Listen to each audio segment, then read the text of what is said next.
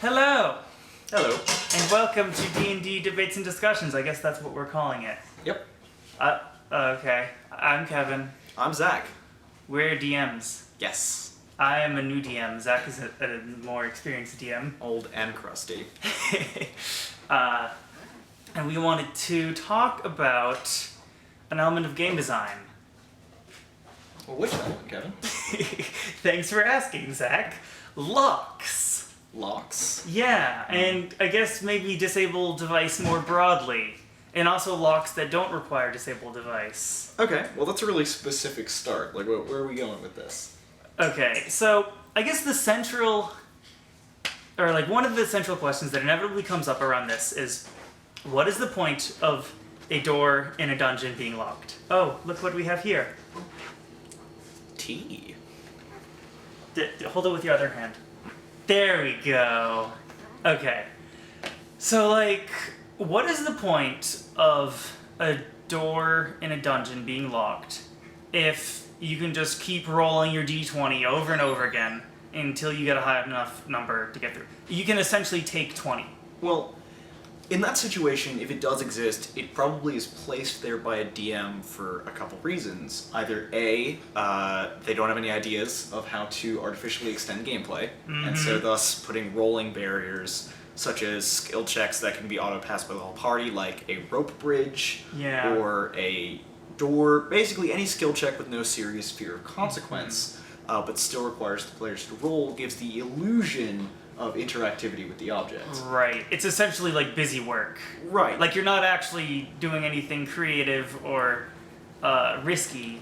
You just have to spend time rolling dice and adding numbers to get a thing done. Mm-hmm. Or the door exists, and the lock more specifically, as a bone thrown to a certain character who is good at picking locks, for example. Wah, wah, wah. Which is kind of unfortunate because it's a obstacle that exists for the sole purpose of justifying a character's ability, and it doesn't really need to exist in the first place. I don't think there's any need to tiptoe around the subject here. We're talking about rogues. Yes. In fact, rogues suffer from a lot of this kind of DM dungeon catering. Yeah. Traps are another thing that are sort of... I don't think traps are as bad as locks. They're close. Yeah. They're HP taxes. Yeah, traps usually exist as HP taxes for the players to go through, or more generally, something for the rogue to do and disable so the rogue can feel useful. Yeah. Which is, kind of unfortunate, because they don't really need to be there, except for the sole purpose of giving the rogue something to do with their skill points. Were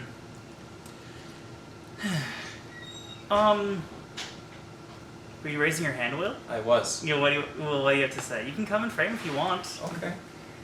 Yeah, mysterious questions from out of frame. Disembodied voice of William Clemency. So, I guess my question is, should disable device be like a skill? Because there are more than just locks to disable. I think it should definitely be a skill. And locks, while generally run into the problem of being a useless obstacle, can in fact have some sort of function in a game. Definitely. Most specifically is locks that break upon failure to pick, either the first or the second time. This is a real thing that exists. Yes. And in a game, however, you run into the problem where if it's a critical location that they need to get to, having a lock that breaks upon failure kind of screws over the players in ways that aren't really acceptable. So you'd only do that in a treasure box that they find, or a room to a room full of gold. If they fail to make the check, then they suffer a consequence, and the consequence is losing out on treasure. And players love treasure. What about the idea that, kind of like the Skyrim method, where you need lockpicks to actually do it, and upon a bad enough disable device check, the picks themselves break? Sure, but lockpicks and purchasing thereof doesn't really matter. In the real world and in a video game, keeping track of those kind of resources can be useful, but in a game like Dungeons & Dragons, where a lockpick is a very cheap It's item, a negligible cost. especially as the players advance in power and levels. So, having an artificial resource system to make the lock have more stakes still doesn't remove the fact that the lock is a sort of meaningless artificial obstacle in the first place. Well, it's meaningless and artificial in our original example. Where you just have to keep rolling. You get to roll as many times as you want until you make it in. Yep. But I think, like, if it shuts after the first try, then that's, like, a good way of giving it actual stakes. Right. Or I was maybe even thinking, what if you had, like, a combination lock and trap? Where, like, you try to pick the lock to get into the room. If you fail, then it sprays acid in your face. The rogue bundle. Right. But then... And then there is a risk, and the trap does, like, actually do something. But then should that trap be disableable? And then you again run into the problem of... The rogue bundle. The trap is really just there to make the rogue feel useful, so he can disable the trap before he activates the trap door. Like, trap doors are common in fiction. I don't trap doors, but... Well, maybe just the, like... maybe just the idea, the mindset of the lock breaking in a campaign might be, like, incentive enough to not use disable device as much and to try and find, like, a key or something to the lock. Like, have more incentive to search for a means of opening the door besides disable device. Sure. But having it still there.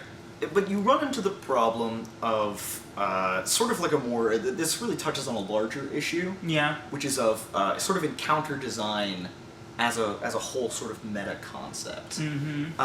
Because in order to play a tabletop role-playing game, it's sort of a list, sort of broken down to its bare components. It is a series of challenges that the players have to overcome in order to achieve a goal.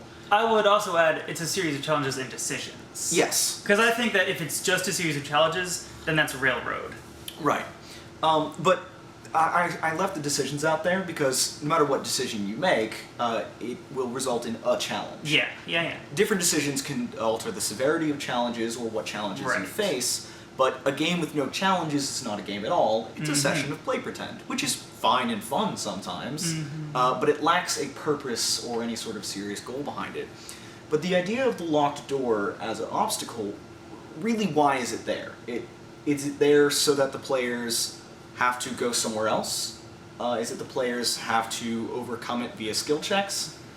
And that's the question. Are skill check obstacles, where you just simply roll dice at them, even if there's a chance for permanent failure, are they good encounters?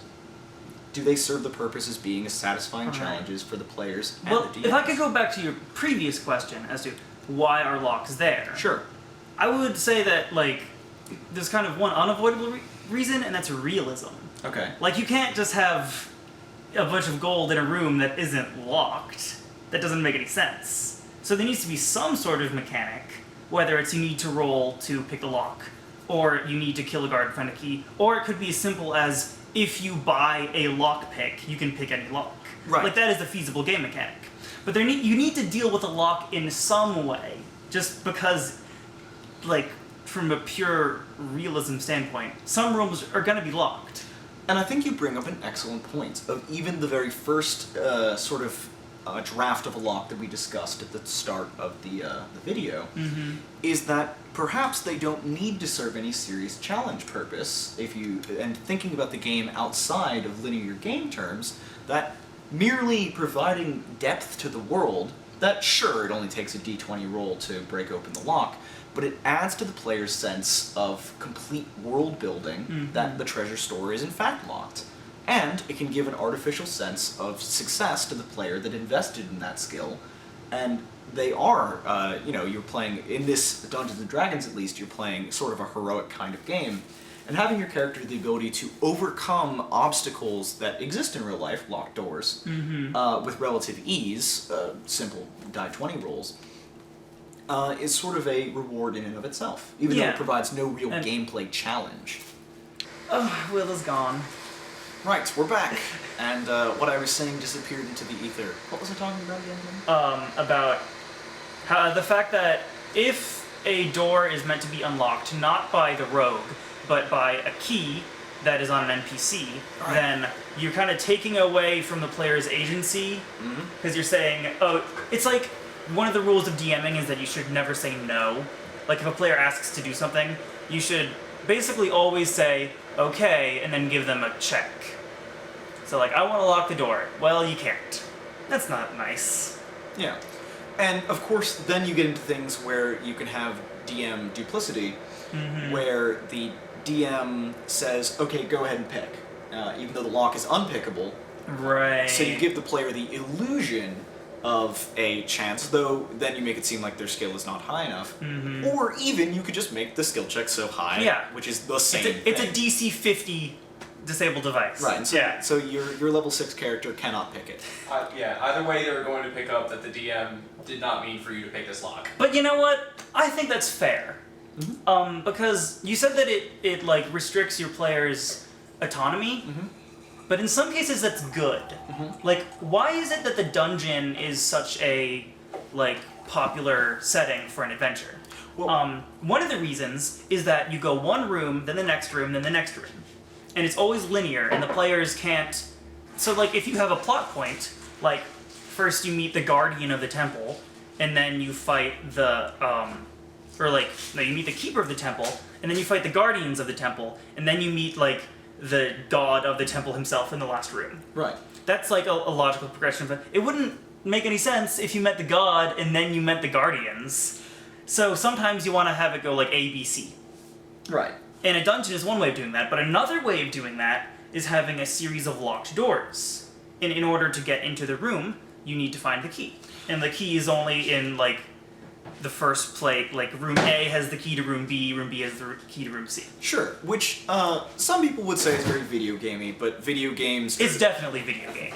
often drew their inspiration from tabletop games in the first place, so it's sort of a weird kind of hybridization effect. But something I'd like to bring up is all these talks of doors and keys, and that you can include a key by any other name.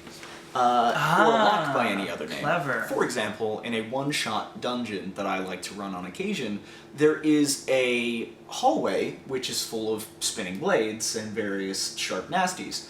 Well, the illusion of choice is still maintained, because the players could try to forge their way through it, or use some sort of clever solution to bypass it, or take a whole lot of damage and maybe die. That is our door in this scenario, with the lock on it. The lock is the fact that it's full of spinning death. Somewhere in the first half of the dungeon, which separates half 1 and half 2, that hallway does, is a lever that shuts down the mechanism, guarded by some appropriate monster. Yeah. And so I think that a door by another name and a lock by another name are often more effective storytelling tools and challenges than a simple door and lock. Like a simple, I guess like an example going off of that would be like a lever mechanism that you need to have the levers arranged in a specific way to open the door, but let's say one of the levers is missing. Yeah, Sure. it's another way to do it. And so I think that by you can retain the effect of segmentation and linear exploration and gameplay, which are sometimes so important for dungeons and quests and the like. You can maintain it with a more of a feeling of choice by the players and a feeling of importance of action. You know, in Tuesday game, the game where I was a player and Zach was the DM, I remember us doing just that. There was like a wall of magical crystal, and in order for us to dissolve the crystal, we had to like go to a room and kill a monster or something. And we actually managed, kind of, because Zach just let us to smash the door with some strange custom magical item. I mean, not the door, the crystal wall. And that way we didn't have to go through, like, we didn't have to find the key by another name. And, I don't know, I think maybe this is a bad example, because if this encounter had gone as Zach planned, I definitely would have still felt like I didn't have autonomy. Like you just said that keys by other names give your players more sense of autonomy. I don't think so. I think that like most people understand that they're still following a linear progression, even if the key is a different object. Which is true, and it does. You're still any smart player realizes that they are on a rail. Like I have to go to this room, and then I have to go to that room. But having these alternate doors, then you can have situations which are always like the either delight or the frustration of the DM, and usually to the delight of the players, where the players outsmart your challenge. Right. And right. So maybe the example I brought up is actually working against me here, because we did manage to not go to room A first, because since it wasn't just a lock, it was something that we could engage more creatively. We were able to do something unexpected. Mm-hmm.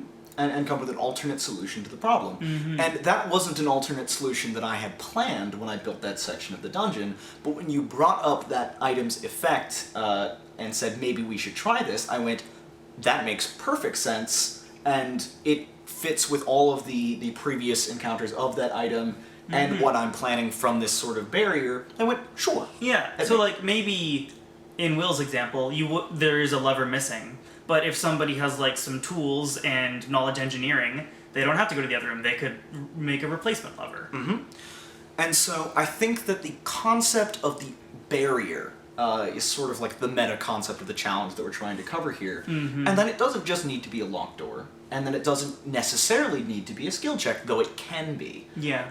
It could just be a different kind of skill check, a different kind of experience. Right, and so I think that creating barriers that give players options for both interaction and chances for ingenuity, as well as the regular option of doing the linear path of finding the key, is the best possible outcome and option for that type of challenge. Yeah. Well said, everyone. All right.